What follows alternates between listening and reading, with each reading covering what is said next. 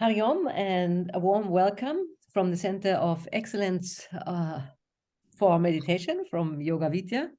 Today, it is my great pleasure to talk with Dr. Vikrant Singh. Welcome, Dr. Vikrant Singh. Nice to have you here.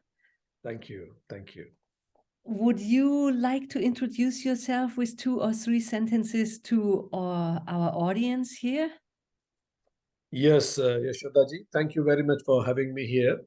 I am Dr. Vikrant Singh Tomar. I am Global Convenor of United Consciousness. United Consciousness is a global initiative that works to promote one consciousness, one being, which is the absolute message of Advaita Vedanta and Yoga Sutra also, that beyond all divisive mindsets, limited identities, we are one in consciousness and in our being. Thank you. And you're Indian native, as I can see, but nevertheless, I mean, it's been put into your cradle, but like, how was your path to meditation? The journey started when I was very young. I was very young and I lost my father in an accident. So I was very much attached with my father. So I was 10 years old that time. So since then, one question really struck to me, that is it what life is? You grow up, you give an exam, you become an officer or professional, you earn money, you get married, you settle down, and you have kids. They grow up to do the same. And one fine day, you met with an accident and you die. Is this what life is? There must be some deeper meanings than this. So the quest started from there. And in order to understand what is the deeper meaning, I have to withdraw myself from what are the superficial meanings. And this is what we call as dhyana, to withdraw. I think the journey started from there. So already when you were 10 years and had to take this blow of losing your father, and how was your environment? Like, where could you go to sort of, or like first you've been, as you said, withdrawing in seclusion, but then you probably have been venturing out and looking for like-minded people or people who can teach you or introduce you deeper into like a healing modality, basically.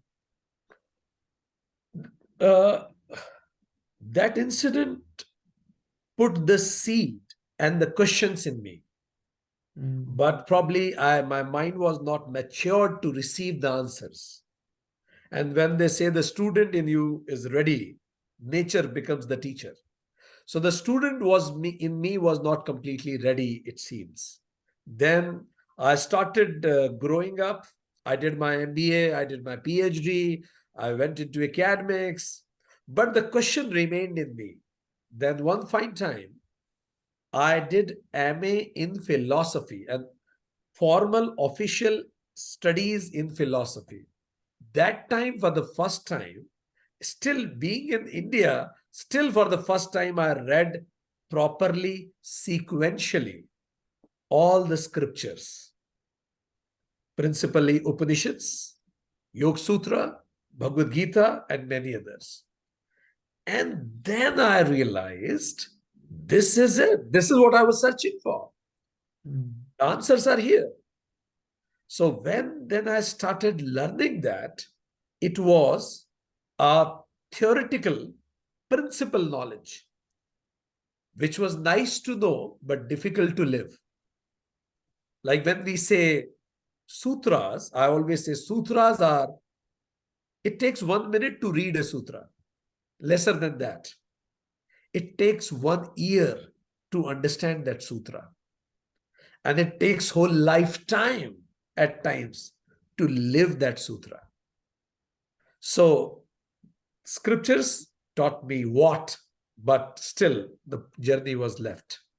Did you have a teacher, like sort of with whom you could embark on this journey? Because like, as you say, it's easy. I don't even know if it's easy to read because you have to have a background and an understanding of some Sanskrit terms and about the entire philosophical building, or like from the wisdom tradition, and someone to guide you along, which really helps you translate it into your daily life and how to overcome and circumvent and deal with certain things which are in our character, or and then project it outside and come back to us.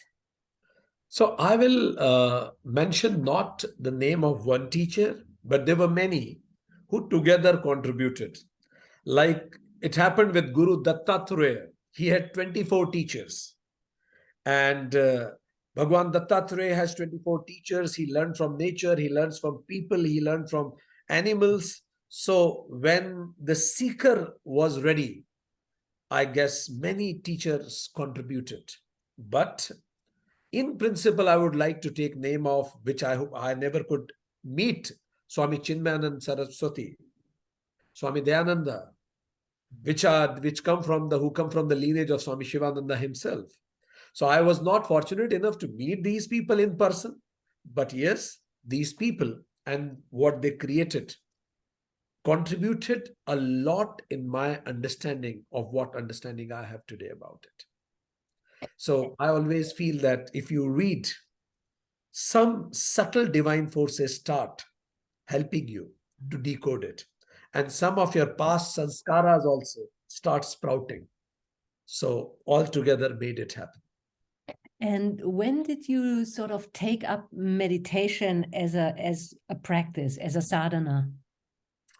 So when I read these things, after learning this, I understood, I learned it that I am Brahman. Fine. This is what Advait says.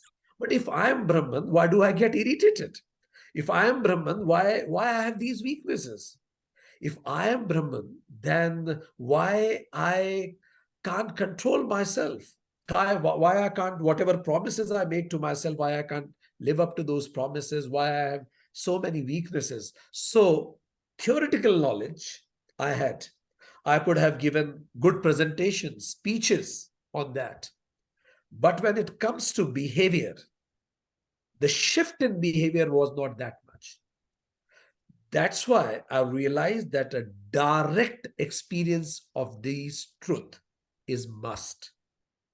So to get the direct experience, I started meditating upon what was read. And when it started happening, then changes in behavior started happening. So people who know me very closely, they say my nature has 180-degree changed after meditations. So if it is good now, I wonder how was it before, if they say 180 degree. A little more exhausting, I would assume. So, and how many years back is that you started meditating? I must say a decade, more than a decade. Mm. And has your meditation practice changed, or have you sort of stayed faithful, or like to one practice, or did you explore, or? I will say that it got deepened. Mm. If I may say it in this way, like earlier, it was more of an object-oriented meditation. Like initially, I used to meditate upon some objects. Yeah. Like it can be any object, yes. So it was more of name and form of object. But that time, the objective was just to pacify the mind, because it is very much important to stabilize the mind before you go deeper. Mm. So I always felt during my practice, two things are must: purifying the mind and stabilizing the mind. Purifying the mind comes from living yamas and niyamas. So I started following 5 yamas and 5 niyamas in my behavior. That really helped in purifying the self. When you really want to be ahimsa, follow ahimsa in behavior. So first practice I started doing, I call it meditating with open eyes. Yamas and niyamas are open eyes meditation, because there you remain aware of these 10 principles and you keep observing yourself at the same time. You are in the world drama, but still you are doing an experiment. So yamas and niyamas were the open eyes meditation that I started to provide chitta shuddhi, purification of mind. After following yamas and niyamas, parallelly I started doing chitta sthiti, meditating to stabilize the mind. So for that, I started from meditating on an object, step 1. Later years, when I felt that, yes, this is very easy for me now. I can meditate on any physical object. My mind was stable. Then the second thing happened. I started meditating on not an object, but the essence of an object. Like now it became more subtler. Like now I will not meditate on the flower, but on the fragrance of the flower.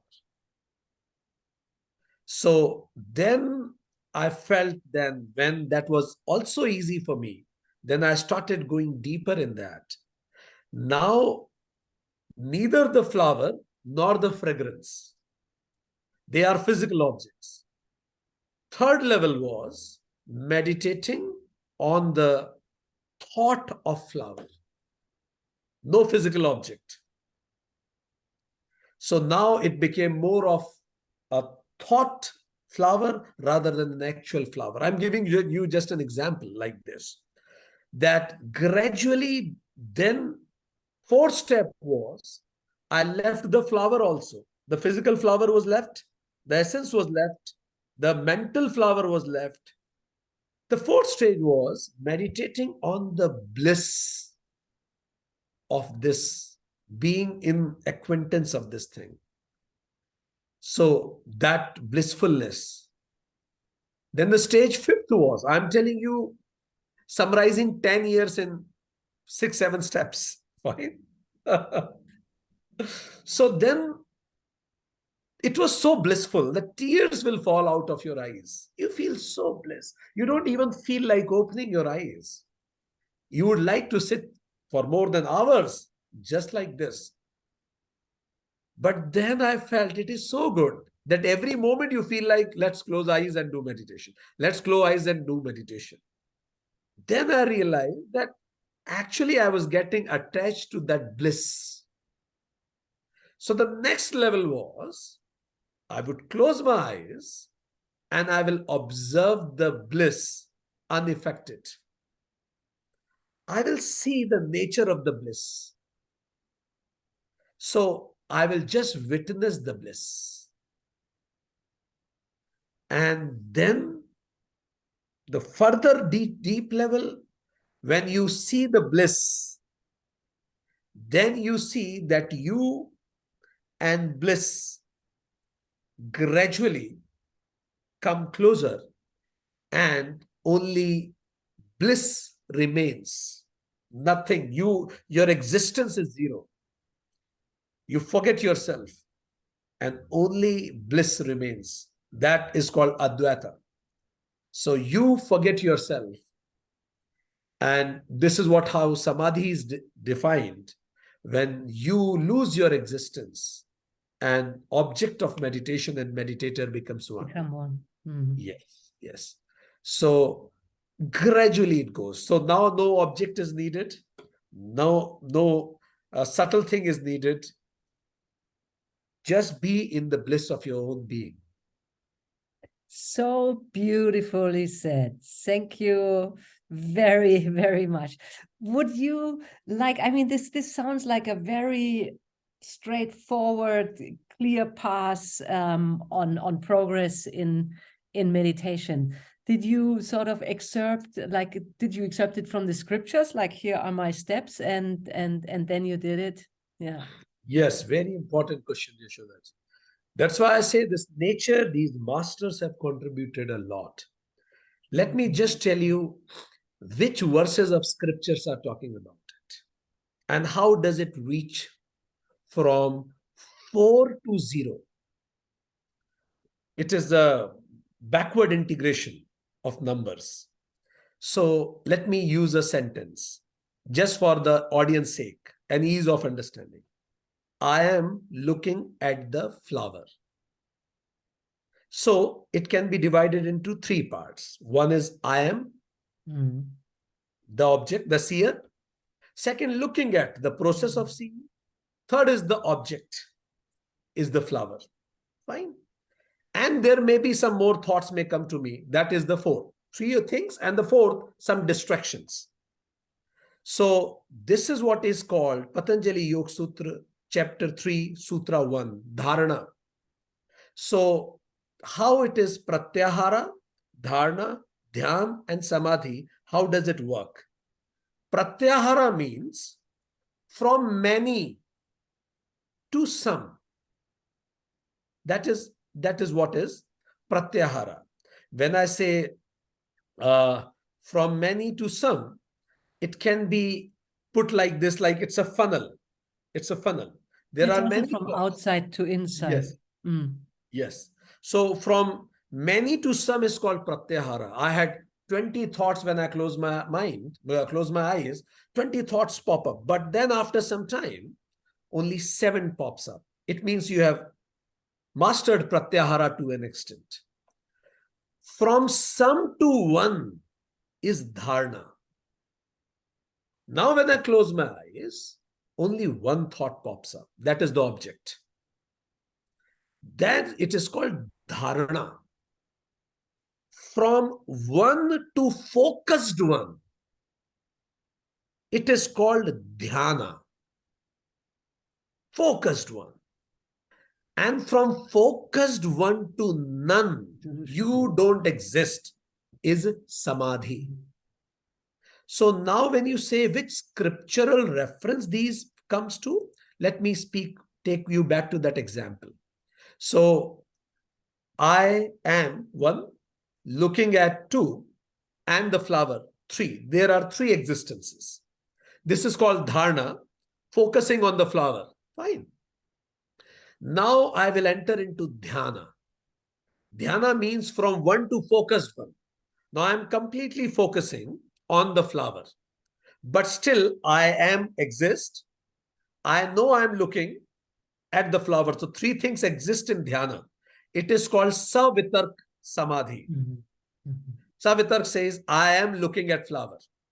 So when my mind, flower's image will come, flower name will come, and some knowledge about flower will pop up. This is what happens. But it is actually about the flower. So I'm focused. Then I will go deeper. Nirvitark Samadhi. Now what I will do is, I am looking at the flower, but not the name, form, and knowledge of the flower, but the essence of the flower. As I told you, fragrance. Now this Samadhi is called Nirvitark Samadhi. Still there are 3. Still there are 3. I am looking and the fragrance. So there are 3. The 3 number remains still here. Now I will go deeper. I am thinking of the flower. Now no physical fragrance I am trying to imagine. It is called Savichar Samadhi. So there is an imaginary flower, Kalpit flower, a form, a name, and an imaginary information of that imaginary flower. Still 3, but it is now in my thoughts, vichara, no physical thing. I am concentrating on Savichara Samadhi. Now I'll go detail. Nirvichara Samadhi. I am thinking of an imagined flower. So there is an imaginary flower and there is a fragrance of an imaginary flower. So that is more subtler. But still there are 3. Fine. Now 4th is called Sa Ananda Samadhi. I am enjoying the flower. Now flower is not important anymore. The bliss. But still there are 3. I am enjoying the flower. 3. Now you go deeper. Anandanugat Samadhi. I am seeing myself enjoying the flower. It means I am witnessing the bliss. Again, there are 3. I exist, seeing myself enjoying the flower. But the major change happens here. After this comes Sa asmita samadhi. I am and the flower. Only two are left. This awareness of observation is collapsed. Now from 3 to 2. I and flower. The process, the awareness that I'm seeing, that is over. Now only two are left. I am and the flower. Only ego, I and the flower exist. This is called Sasmita Samadhi. Now only two exist. Then go deeper. Asmitanugat Samadhi. The flower. The only flower remains. And then you reach, I am the flower. I am that one, Advaita. Not only flower, anything in the world, I am that. So this is how you deep. 4, 3, 2, 1. And finally, you reach to that zeroness. Beautiful recap.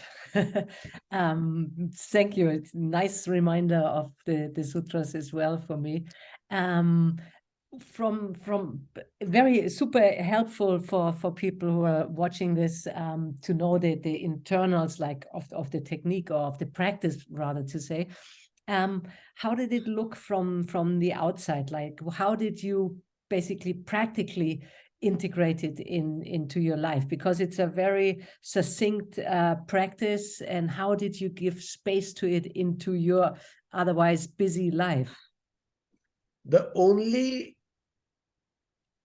acid test that meditation is working for you is expansion of your sphere of love. If your sphere of love is expanding, it means you are a meditator. Because what is the objective of meditation? To reach Kaivalyam. What is Kaivalya? Advait, I am one. I am one with what? With this whole existence. So if I am one with whole existence, then automatically my love for whole existence will expand. But if my love for whole existence is not expanding, meditation still is not working for me. So the acid test I always apply for me is whether my love for the universe is expanding. And from where this should start? Look, it is very easy sitting here and loving people in Germany because it is very comfortable for me. What is difficult? Can you have more acceptance to the people living under the same roof, to your neighbors, to those subordinates who are irritating you? How do you deal with those people? Have you accepted them as individuals? Have you started only condemning the act but loving the person at the same time? And you know the difference, that act is not the person. So I love the person, but as a boss, I condemn the act if it is wrong. So love the person, condemn the act. Increase the sphere of love. If it is happening, then it is meditation. If it is not, then it is relaxation. So you have just learned how to relax yourself, but you have not improved in spiritualism. Wonderful. That's really nice how you lay it out so clear and basically also simple. If someone would come to you, like, you know, your former self, young boy, searching out of some personal reasons and experiences, what would be your advice for a person who is a searcher like you have been some decades ago? Look, when you go to Harvard or any Ivy League university in the United States, or even in India for that matter, big universities expect you to come with some experience. You do job somewhere, have some experience, then do your MBA at Harvard. Why? Because when you will have real experience of job, your questions will be more realistic. Otherwise, you'll remain theoretical. So I will tell those people, go for Karma Yoga first. Karma Yoga means go and act. When you act in the world, you will face problems. When you will face problems, then you will seek solutions. So first and most important is Karma Yoga. Karma yoga starts from yamas and asanas. There's yamas and niyamas. So I always tell people that start working on yamas and niyamas first. See how does it work in your life. Whether can you live on yamas and niyamas in your routine life. If you can live, then only. Look, for example, if I am not following asteya, I take wrong things from others and I don't attribute things to the people it belongs to, then I will have fear in my mind that those people may claim. That fear will create turbulence in my mind, and my mind cannot be stable. So karma yoga is must for the purity of mind, purification of mind. And once your mind is pure, then parallelly start working on upasana yoga, which leads to the stability of mind. Look, when the person will start doing meditation, it is like this, that there is a vessel of water with lots of dust. But because over time, dust has settled at the ground at the lower level of the vessel. Now, what you're doing is you are closing eyes and meditating. It means you are taking something to steer the whole water. The moment you will steer, all the dust will come up, it will surface up. So the moment you'll close your eyes, you'll have headache, it may be. You'll have so many thoughts because all the dust is coming up. So don't worry about this dust. It will come up. When the dust comes up, face the brutes, face that dust, ask questions from yourself that from where this is coming. Let me just, for the audience sake, let me tell you a small thing, which I always tell and I always practice. Look, if this glass is full of water, and if somebody breaks into me, then this water will get spilt. Yes? What is the condition that even if somebody bangs into me, this water will not spilt? The only condition is I drink this water and there is no water in the glass.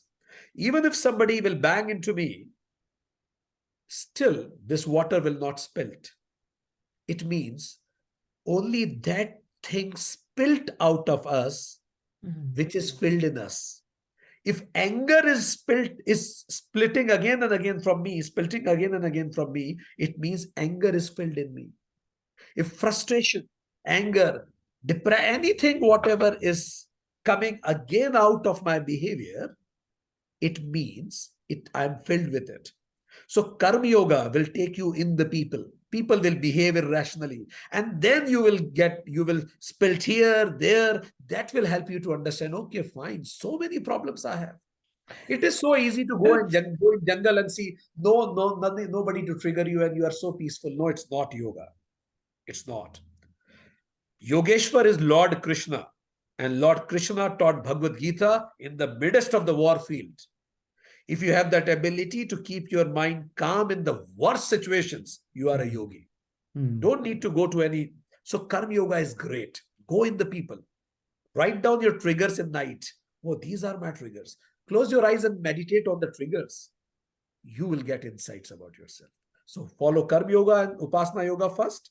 Get purity and stability. Once you're stable and pure, then comes jnana yoga. Now you read scriptures. You will understand it in the right spirit. And once you know the jnana, then you have this knowledge of self.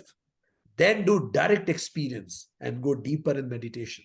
Then you'll have direct experience. And this is the process. Thank you so much. You've been putting it so well versed into words and laid out the path so clear and practical. Like, it's really been a total joy for me, and hopefully for the audience as well, to listen to you. Is there any final words you want to add? Yes, please. I just wanted to, because for the audience sake, I developed something I just wanted to show you. If you can just help me to share it.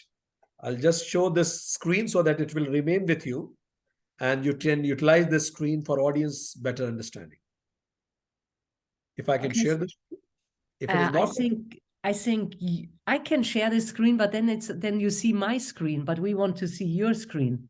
Yes. And I'm not sure if you can share the screen, but I can make you bigger.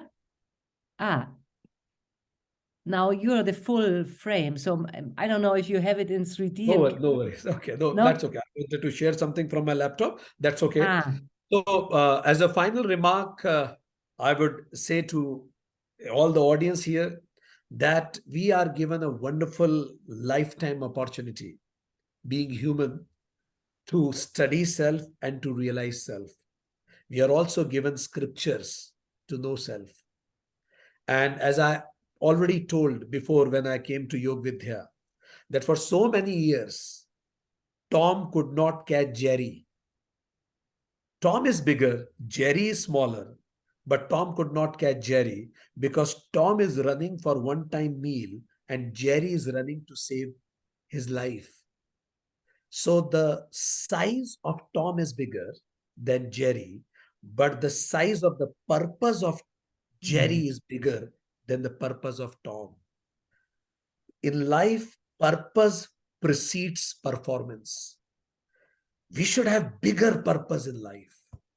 Eating 2 ways meal, moving around the world, these are good purposes, but these are small purposes. Higher the purpose, the higher will be the performance. And what can be the highest purpose? To know our eternal nature. So good wish. To realize God, yeah. Thank you for this beautiful closing word, for your time, for your expertise, for your kindness to share it in such detail. It was a total pleasure and honor to talk to you, and I hope everybody who is listening could take as much out of it as I. Thank you for watching, and put it on your pillow. Realize these words, do karma yoga, look what the yamas and the niyamas are, try to incorporate them into your life. Don't be too harsh on yourself. Always forgive yourself and make another effort. And once you feel you've gained some little bit of equanimity or strength in your mind and spirit, then start meditating. Thank you very much. This was it for today. Thank you, dear Dr. Vikrant Singh. And until the next time. Thank you. Namaste.